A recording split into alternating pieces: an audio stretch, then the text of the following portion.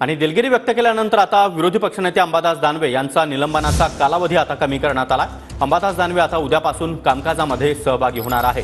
5 ऐवजी आता 3 दिवसांचा त्यांचा निलंबनाचा कालावधी करण्यात आलेला आहे। उपसभापती नीलम गोरे यांनी या संदर्भात सभागृहात माहिती दिली आहे।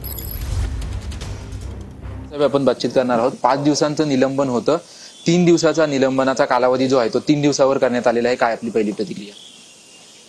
एक तर सभापतींचा मी आभार मानतो, परंतु फायर काय न्याय दिला असं त्याच्यातला काही भाग नाही। 3 दिवस तर संपले, उद्याचा 1 दिवस आहे, परवा ऑलरेडी कामकाज नाहीच आहे। तेव्हा फक्त मला 1 दिवस 5 दिवसापैकी 1 दिवस कामकाज करायला भेटणार आहे असं त्याचा अर्थ आहे। काही हरकत नाही। या 1 दिवसात मी जसा टेस्ट मॅच खेळू शकतो तसा 2020 पण खेळू शकतो, नक्की खेळेल।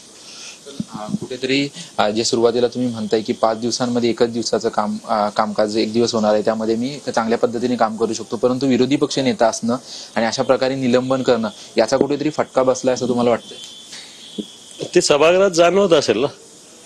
शेवटी विरोधी पक्ष नेत्याला जे संवैधानिक अधिकार असतात, सगळ्या विषयावर भूमिका मांडता येते, जे बाकीच्या सगळ्या सदस्यांना तेवढे अधिकार मिळत नाही, संधी मिळत नाही, जी विरोधी पक्ष नेत्याला 100% मिळू शकते।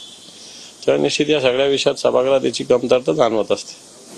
तुम्ही पत्र देखील लिहिलं होतं सभापतींना, त्या पत्रामध्ये देखील तुम्ही दिलगिरी व्यक्त केली होती, त्याबद्दल काय सांगा?